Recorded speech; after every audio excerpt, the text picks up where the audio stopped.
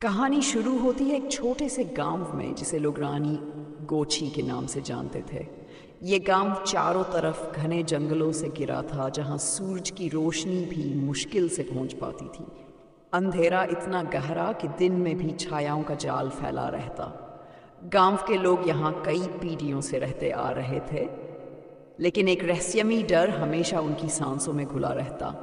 रानी गोची नाम की इस जगह का नाम एक पुरानी किंवदंती से जुड़ा हुआ था।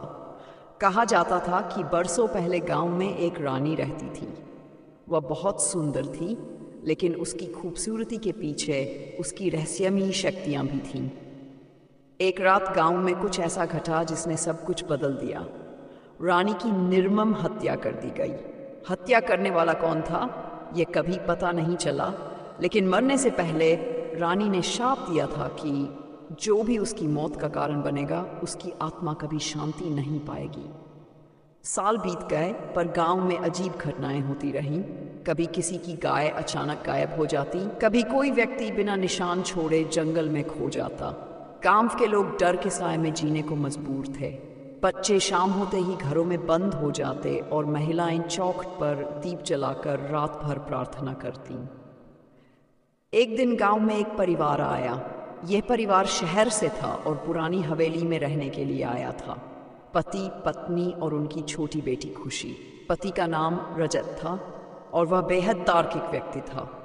उसने रानी गोची की कहानियों को महज अफवाह मानकर हंस दिया। पत्नी अंजलि को भी ये बातें थोड़ी अजीब तो लगीं, लेकिन उन्होंने ज़्यादा ध्यान नहीं दिया। वे लोग वहां रहने लगे और खुशी को तो हवेली का बगीचा बेहद पसंद आ गया। एक रात जब गांव में चांदनी का अजीब सा चमकता साया फैला हुआ था, अंजलि को एक हल्की सरसराहट सुनाई दी। वह धीरे से उठी और देखा कि खिड़की के पास कोई साया खड़ा है। उसकी सांसें थम गई। उसने रजत को जगाया, लेकिन खिड़की के पास जाने पर वहां कुछ भी नहीं था। रजत ने उसे डरा हुआ कहकर हंसी में टाल दिया। अगले दिन खुशी बगीचे में खेल रही थी। अचानक उसकी चीख गूंजी।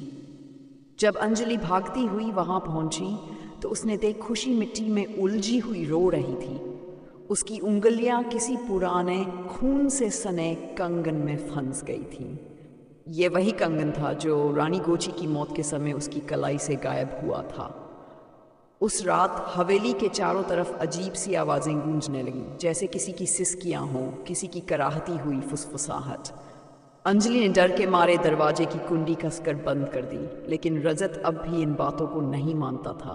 उसने कहा, यह सब वहम है। रात का तीसरा पहर था। हवेली के बगीचे से अचानक खिलखिलाहट की आवाज़ आई। वह इतनी भयावह थी कि रजत को भी डर लगा। वह हाथ में टॉर्च लिए बाहर निकला। बगीचे में हल्की चांदनी में उसने देखा कि उसकी बेटी खुशी किसी महिला के साथ खेल रही है। उस महिला की सफ़ेद साड़ी हवा में लहरा रही थी। उसका चेहरा बेहद डरावना और दर्द भरा था। ये रानी की आत्मा थी। रजत को कुछ समझ नहीं आया। उसके पैर जड़ हो गए। तभी वह महिला धीरे से खुशी के सिर पर हाथ फेरने लगी और बोली, मैं इसे ले जा रही हूँ, मेरी आत्मा को चैन चाहिए। रजत चिल्लाया, नहीं, लेकिन उसके कदमों ने उसे धोखा दे दिया। उसके हाथ कांप रहे थे।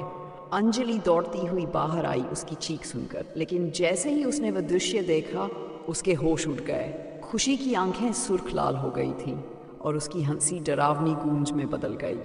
अगली सुबह गांव के लोग हवेली के पास जमा हुए। रजत और अंजलि की हालत पागलों जैसी हो गई थी। उनकी बेटी का कहीं पता नहीं चला। गांव वालों ने फिर से वही पुरानी कहानी सुनाई, पर अब उस परिवार की स्थिति देखकर सब सिहर उठे। रानी गोची का शाप आज भी गांव में जिंदा था और उसकी आत्मा किसी न किसी की तलाश में भटकती रही। हर कोई जानता था कि जब तक सच्चाई नहीं सामने आती, तब तक ये डरावनी कहानी हर पीढ़ी को अपने चंगुल में फंसाती रहेगी।